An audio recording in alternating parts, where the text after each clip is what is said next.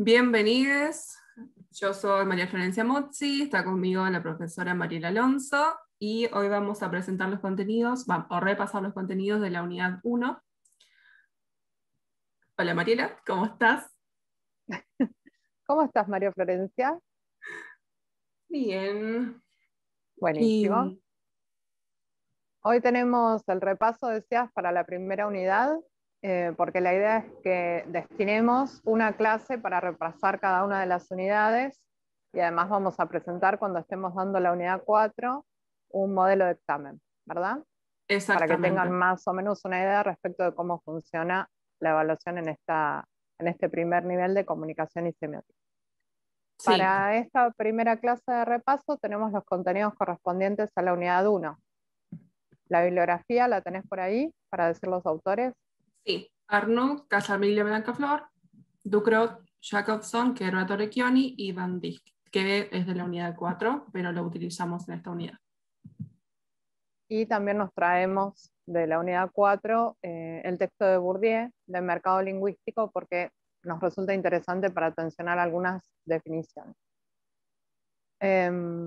Bueno, entonces lo primero sería, ¿en qué orden recomendamos leer la bibliografía? Sí, Lo en qué orden que y decíamos, cómo encaramos el texto. perfecto. Lo que decíamos en encuentros anteriores es que en esta materia que se llama comunicación y semiótica, nuestro gran objeto de estudio es la comunicación, ¿sí? Y la semiótica va a ser una de las herramientas que vamos a utilizar para analizarla. Por ello destinamos la primera unidad a abordar este objeto complejo, este fenómeno que es la comunicación en sí, y lo abordamos desde teorías clásicas que vienen de distintas disciplinas. Podríamos haber elegido otros autores, seguramente, y otros recortes temporales para hacer el abordaje, pero elegimos algunas de las teorías más clásicas del siglo XX porque entendemos que son las que se filtraron de algún modo a otros niveles del sistema educativo y por eso nos encontramos algunos ejercicios en tercer y cuarto grado, por ejemplo, de la escuela primaria, en donde nos piden que armemos el esquema de la comunicación, ¿no? Con algunas definiciones que quedan así como muy colgadas y que nos terminan fijando una idea de que la comunicación es un acto unidireccional, ¿no? Entonces, en la escuela primaria ya nos enseñan, Foucault estar indignado con esta operación, nos enseñan que hay un emisor que envía un mensaje a un receptor, ¿sí? Y eso es una extrapolación de algunas teorías clásicas, entre ellas la teoría de Jacobson, que plantea justamente esta idea de que es el emisor la fuente no solo de contenidos, sino de intenciones a la hora de comunicar, pero porque él, como decíamos en las clases de la primera unidad, está abordando un objeto de estudio muy específico, ¿sí? Que es la poesía. Entonces a él le interesa ver cuáles son esas características particulares que tiene cada emisión en función de los intereses y las necesidades del emisor. Pero no podemos reducir la comunicación a el modelo que propone Jacobson ni ningún autor en particular. Por eso lo que nosotros hacemos en esta primera unidad, y esperamos que ustedes hagan leyendo la bibliografía de manera directa, es abordar algunos textos clásicos y empezar a cuestionarlos entre sí. ¿Cuál es el orden? Decíamos que recomendamos para que ustedes lean, que lean primero el texto de Jacobson y el texto de Kerber, ¿sí? Que se fijen cada uno de ellos qué modelo comunicacional plantea, un poco lo que decía Florencia, lo que está planteado en las 6 primeras consignas de la guía de estudio, en donde ustedes tienen algunas preguntas que les ayudan a orientar el análisis de los textos, a jerarquizar la información. Que se fijen, que revisen, que puedan graficar el modelo de Jacobson, graficar el modelo de Kerber, que puedan ver cuáles son las diferencias, cuál es la diferencia que cada uno de ellos asigna a la noción de código, por ejemplo, ¿sí? Como en un caso está despersonalizada y en otro caso forma parte de la competencia, de la capacidad de las personas para comunicarse, en qué lugares la ubica cada autor y por qué, cuáles son los cuestionamientos, cuáles son las críticas que hacen.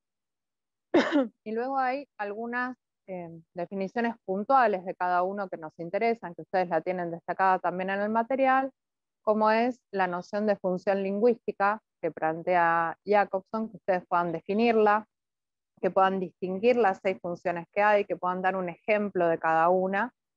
Y del mismo modo, respecto del texto de Kerbrat, que ustedes puedan reconocer qué es la competencia comunicativa, ¿sí? Qué es la capacidad esta para comunicarnos que tenemos las personas, de qué está formada, y ahí es donde les proponemos que traigan el texto de Bourdieu de la unidad 4 para que puedan problematizar esta noción de competencia a través de la noción de adecuación que propone Bourdieu, ¿sí?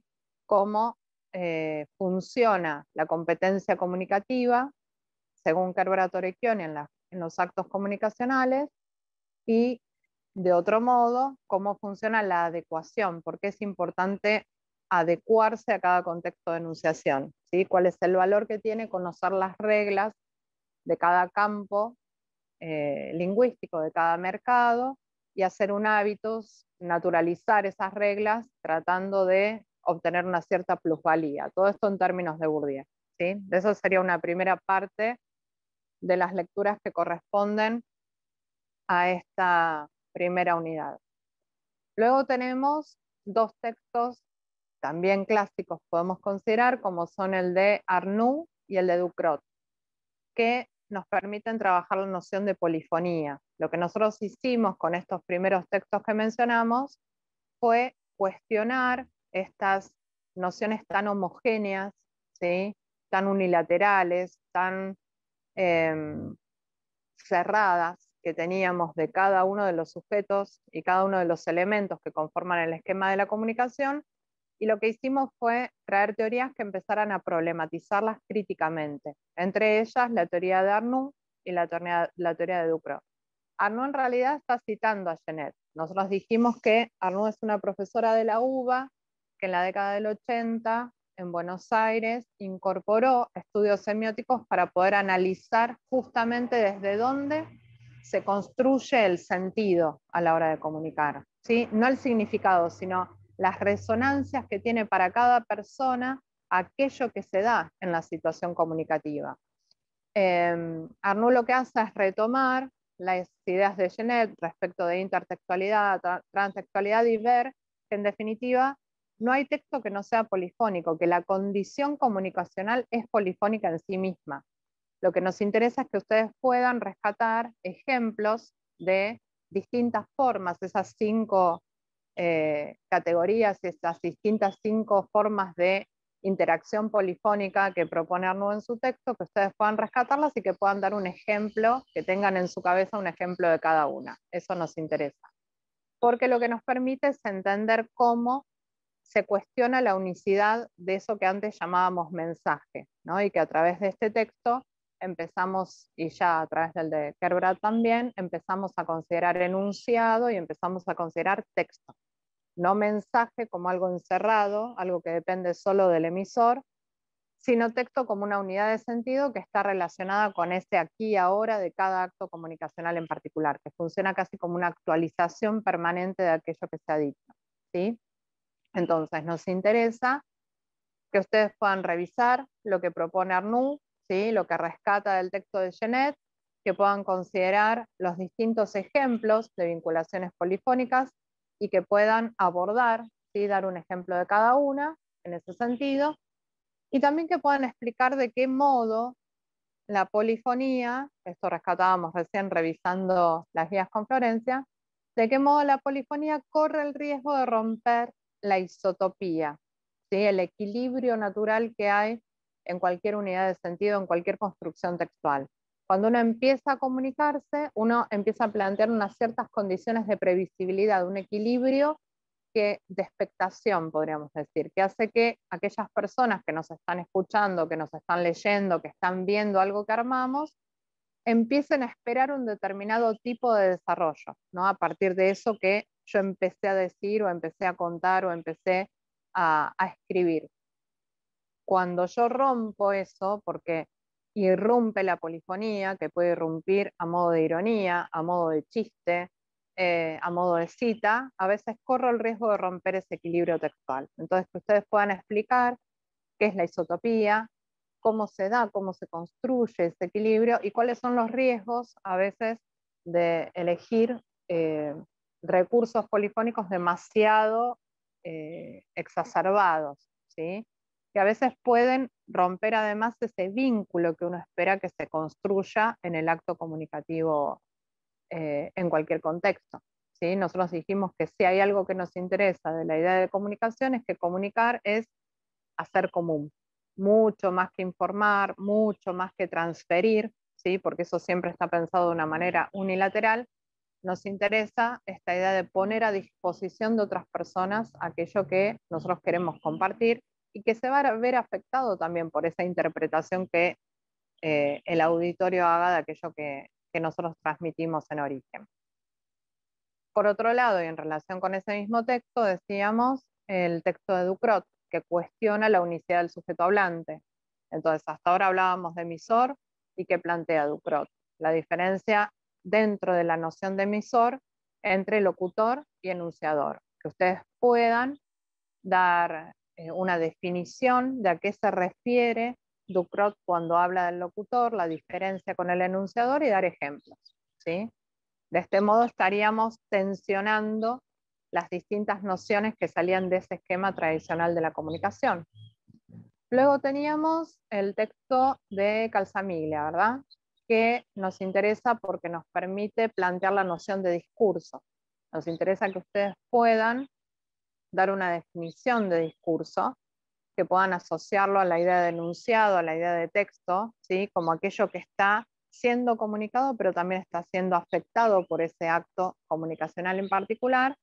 Y finalmente teníamos el texto de Van Dijk. Van Dijk trabaja la noción de contexto, ¿sí? Van Dijk, como decía Florencia, es un autor con el que vamos a volver a trabajar en la última unidad de la materia, pero en este primer momento lo que nos interesa en particular es la teoría a través de la cual él plantea que el contexto es la más importante de las dimensiones que hay en el acto comunicacional. De algún modo casi propone que todo aquello que se da en una situación de comunicación es contexto hecho palabra, es contexto hecho imagen. Si no fuera por el contexto yo no hablaría o no me comunicaría como lo hago. Porque justamente la noción de contexto que él plantea es una noción de contexto ampliada, no es solamente el contexto físico que nos rodea en una situación enunciativa particular, sino que también es el contexto de origen de cada una de las personas, de cada uno de los sujetos que está allí presente y que ha sido apropiado por cada uno de esos sujetos para dar lugar a una forma comunicativa, subjetiva, personal, única, que va a interactuar con otras formas subjetivas particulares. A ese contexto de origen se suma ese contexto físico presencial en el que está situada la comunicación, pero también hay un contexto institucional que marca aquello que se está diciendo. Esto que estamos haciendo ahora, más allá de que en este momento tenga la forma de una videollamada, no deja de ser una clase, y nuestro encuadre no deja de ser académico, ¿sí? Y eso no se puede desconocer, por eso elegimos unos determinados contenidos, unos determinados recursos, un determinado léxico, ¿sí? Todas las decisiones que nosotros tomamos a la hora de comunicarnos tienen que ver con las necesidades que plantea cada contexto en particular. Por eso Van Dijk y Bourdieu también son textos que están relacionados, ¿sí? En su propuesta general, teórica. Eso, Flor, en cuanto a la bibliografía, ¿no? Que dijimos que se podía abordar con los primeros 6 puntos de la guía de estudio. Sí. Luego tenemos un punto 7. El punto ¿Lo tenés 7, por ahí? sí.